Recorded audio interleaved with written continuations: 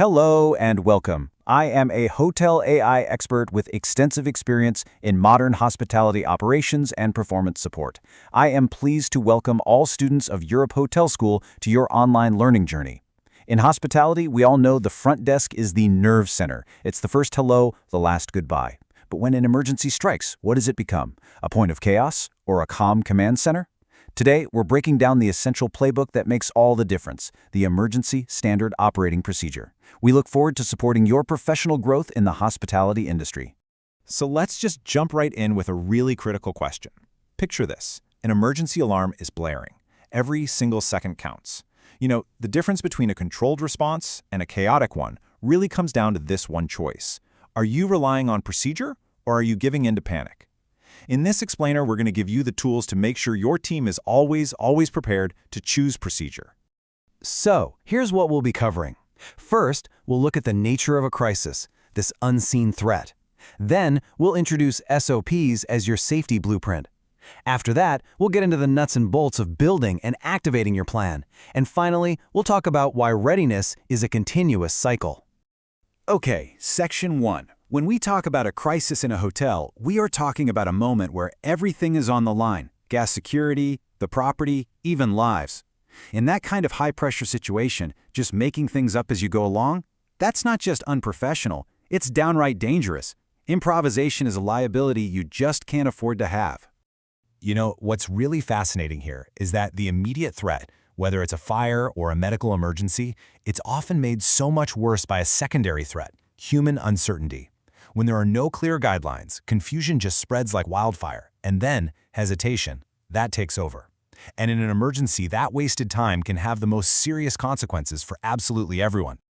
So how do we fight that confusion? How do we get rid of that hesitation? Well, the answer is the absolute foundation of any professional emergency response: standard operating procedures. We call them SOPs.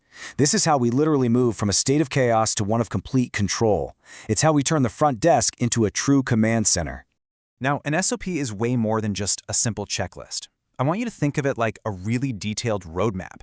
Its goal is to make sure every single employee involved knows exactly what they need to do step by step. It gives them the power to act correctly and with confidence, even if they've never ever faced that specific crisis before. And this quote just says it all, doesn't it? It perfectly illustrates the core value of an SOP. Its whole purpose is to provide crystal clarity. When your team has a clear, documented plan, there's just no room for that hesitation that can completely derail an effective response. Clarity becomes your team's and your guests' greatest defense. All right, so we get what an SOP is and why it's so vital. But how do you actually build one? Well, this next section is all about that, the architecture of readiness. We're talking about the practical steps for creating a plan that's actually going to work when you need it most. The whole process really boils down to these 3 key steps. First, you've got to know what you're planning for, so you identify any potential risks. Simple enough. Second, you write down the step-by-step actions for each of those risks. And third, and this is so important, you define exactly who is responsible for each one of those actions. When you're thinking about risks, you have to think broadly. It isn't just about fires. You've got a plan for everything from a medical event or a natural disaster, all the way through things like power failures or even a cybersecurity breach. A truly comprehensive plan anticipates that full spectrum of potential threats to your hotel. Okay, this is absolutely crucial. It's not enough to know what needs to be done. You have to know who does it. By defining roles like this, you eliminate all that confusion. When responsibilities are fuzzy, critical tasks can get done twice, or way worse, they get missed entirely. Think about it. If 2 people think it's their job to call for help, one might just assume the other one's got it covered. That moment of hesitation is totally preventable, and this kind of clarity is exactly how you prevent it. And here's another vital detail for you. Emergencies, they don't exactly stick to a 9-to-5 schedule, do they? The main person for a key role might be off duty, or they could be unavailable.